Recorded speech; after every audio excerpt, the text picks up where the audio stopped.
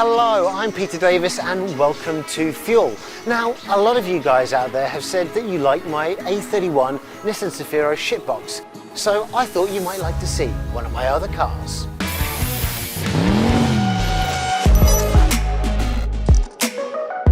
This is a 1991 Daihatsu Hijet non-camper type minivan that drifts, sort of.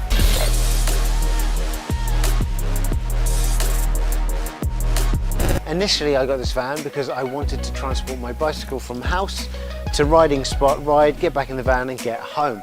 And it has served that purpose on many occasions. I also use this van to lug home car parts like engines for my drift car, a gearbox for the fair lady, a full half cut it's had in the back of it before, and it's even been on a couple of trips to IKEA. If you're trying to steal my car, this is how you do it.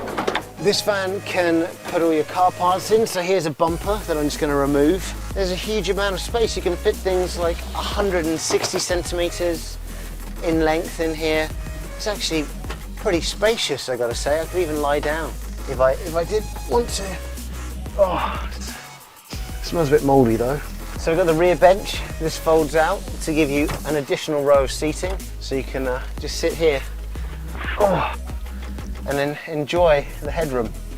This is pretty tight. When you go over a bump, which you inevitably will do, you're gonna hit the roof because the rear suspension is hard as bones. Bicycles fit in super easy. You can throw a bike inside here, have one bike on the left, one bike on the right. And guess what? There are two seats, so you can have two riders. Perfect.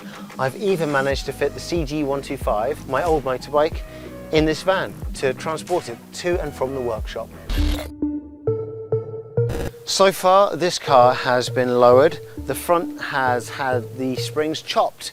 I don't really advise it because the dampers can't keep up with the springs, so this thing bounces around like crazy because I hit the ceiling quite often. The interior, the seats have been reupholstered. The doors are going to get some new panels soon. I've got some bits of wood that have been varnished and they're waiting to be put in. So the car is lowered down, and what's crazy about this car is the front axle is kind of just in front of the driver's seat. So it's a really bumpy ride. Because I lowered the front of the minivan, the rear had to be lowered as well to get the car's rake flat. So the rear has the drive shaft axle above the leaf suspension. So instead of having the leaf suspension and your axle being underneath, we've taken the axle and put it on top.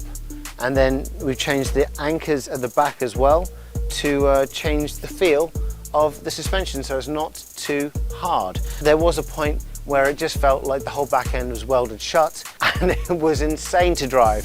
The first day I took this car, I was bouncing along the road, literally bouncing, because there was virtually no suspension at all. So that's all been remedied, and a couple of dampers have been put in the back, left and right. Dampers are the part of the suspension that are the opposite from the spring. So generally the spring boings up so it will compress and decompress by itself, but the damper will slow down the decompression. So compression and decompression can both be controlled by how hard the dampers are. And that is what you see on electronic cars like the GLE 450. You can adjust the suspension height via damper. You can also adjust the suspension hardness by damper settings. Reducing the flow of oil will make the suspension harder, and increasing the flow of oil will make the damper softer and allow it to move faster. So, batteries at the back, just over there, and the engine is just under the driver's seat. With these little switches here, flick those up, boom, and roll that back. And there you go, part of the engine with the air conditioning compressor. Now let's see if it starts.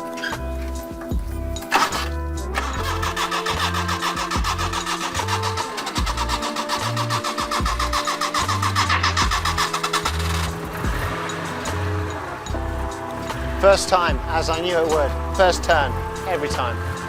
If your car doesn't start and you need to know how to jump it, check out this video. That is how you jump start a car. So at the end of the day, I have to say that I love my minivan. It's taken me on some great adventures and it's helped me do all sorts of stuff and move things around. I just got to say, it really does what it says on the tin, which is Daihatsu, but that's not what I meant. I mean, you know, it does what it's supposed to do. It's a van. It does van things. Van life, hashtag. Now, if you're thinking about getting yourself a van, and it's a Daihatsu especially, these things like to overheat, so make sure the engine is in good condition. I drifted this once, it didn't overheat, but I did bend the valves. That work cost me about 600 or 700 ringgit from one of my trusted workshops. So fixing it isn't too expensive, but finding parts is only going to get harder and harder as these become rarer. This is from 1991, which is only 10 years younger than me, holy. Other vans you could look into if you don't want to get a Daihatsu Hijet, you want to get something bigger, not such a minivan, you could check out a Nissan Vanetta. Get one of the old ones, they are still running on the roads today, fantastic, people love them, especially if you're in the trade business. And there's also Toyota Hijet. My friend just picked up a Toyota Hijet. Good luck to you, Fred, on fixing that. But I personally would get one from around the early 90s, just like this, because I like that shape. And I wouldn't get the camper van, I'd get the non-camper van, because I think they look even better. Get it nice and low, because that's the way to go. Boom, Daihatsu Hijet. Thanks very much for watching, guys. I hope you enjoyed that episode with the Daihatsu Hijet 1.0. Comment down below and let us know what you would do if you owned a minivan. Where would you take it? What would you do with it? What would you throw in the back of it? Tell us. I hope you enjoyed that video. If you did, make sure you like, subscribe and hit that notification button. And be sure to check out some of the other videos we've got over here. Maybe that one, or this one, or that one. Remember, get fueled.